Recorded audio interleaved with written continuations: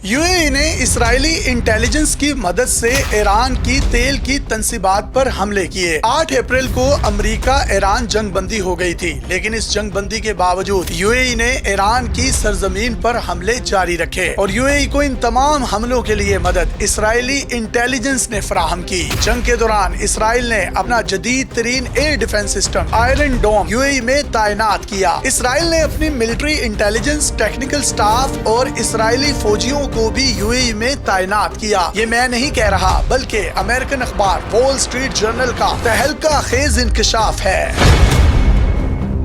Iran America जंग शुरू हुई तो ईरान ने इसराइल से भी ज्यादा हमले यूएई में किए और लोग परेशान थे कि ईरान अपना सारा गुस्सा यूएई पर क्यों उतार रहा है। लेकिन वॉल स्ट्रीट जर्नल के इन इंकशाफात के बाद ये कहानी और इसकी गुत्थियां खुलती हुई महसूस हो रही हैं कि आखिर यूएई को ईरान पर इतना ज्यादा गुस्सा क्यों था। यूएई ने न सिर्फ ईरान के जजीरों पर हमला किया, बल्कि उसने ईरान की बंदरगाह बंदर अब्बास पर भी हमले किए। ईरानी तेल की तंसीबात और पेट्रोकेमिकल कॉम्प्लेक्स को भी निशाना बनाया गया। यूएई ने ईरान पर ये तमाम हमले जवाबन किए थे, क्योंकि यूएई की तेल की तंसीबात पर ईरान की जानिब से भी बहुत ज्यादा हमले किए गए थे। लेकिन यूएई के हमले और इनका जवाब इंतहाई शदीद और खतरनाक था। इन हमलों के बाद पूरी दुनिया से शदीद रद्द अमल आया। सऊदी अरब ने शदीद एहतजाज किया और अमेरिका से कहा कि इन हमलों को रुकवाया जाए और यूएई को सिफारतकारी की मदद से इस मसले का हल निकालने के लिए प्रेशराइज किया जाए, जिसके बाद अमेरिका ने मुदाखलत करके ये हमले रुकवाए।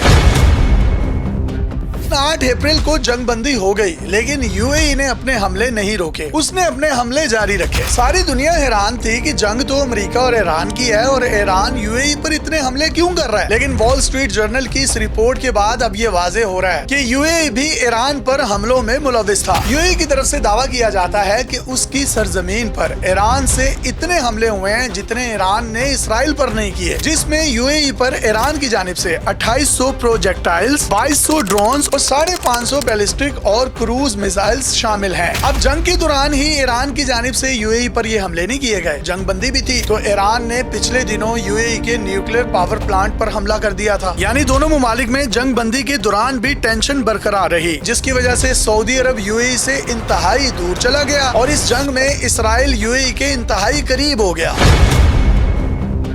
इसराइली इंटेलिजेंस और यूएई की फोर्सेस का आपस में चोली दामन का साथ बन चुका है। इन दोनों मुल्कों के करीब आने से ये भी हुआ है कि यूएई को पहली मर्तबा इसराइल ने अपना जदीद तरीन एयर डिफेंस सिस्टम आयरन डोम फराहम किया जंग के दौरान, और उसे ऑपरेट करने के लिए टेक्निकल स्टाफ, इंटेलिजेंस और अपने इसराइली फौजी भी यूएई में तैनात किए। और इसी के साथ साथ यूएई और इसराइल के आला सतह के वफूद भी जंग के दौरान एक दूसरे से मिलते रहे हैं, जिसमें इसराइली वज़ीर आज़म नेतन्याहू का खुफिया यूएई का दौरा है, जिसमें उन्होंने यूएई के सदर मोहम्मद ज़ैद से मुलाकात की थी। लेकिन यूएई इस मुलाकात की तरदीद करता है। वॉल स्ट्रीट जर्नल का ये भी कहना है कि अब भी यूएई में बहुत से इसराइली फौजी तैनात हैं। अपने मेजबान यासिर शामी को इजाजत दीजिए और देखते रहिए डेली पाकिस्तान। अल्लाह हाफिज।